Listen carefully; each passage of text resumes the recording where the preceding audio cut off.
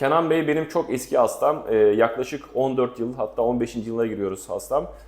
Kendisine yeniden horlama protezi yapacağız. Bu zamana kadar yaklaşık olarak 4 tane yaptık. Bugün 5. protezi yapacağız. Hazır gelmişken soralım. Protezden önce ne gibi sıkıntıları vardı? Horlama protezi neler değişti? Horlama problemim vardı.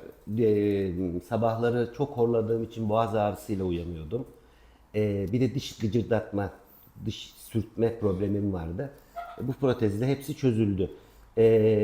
Horlama olayım %75'in üzerinde azaldı.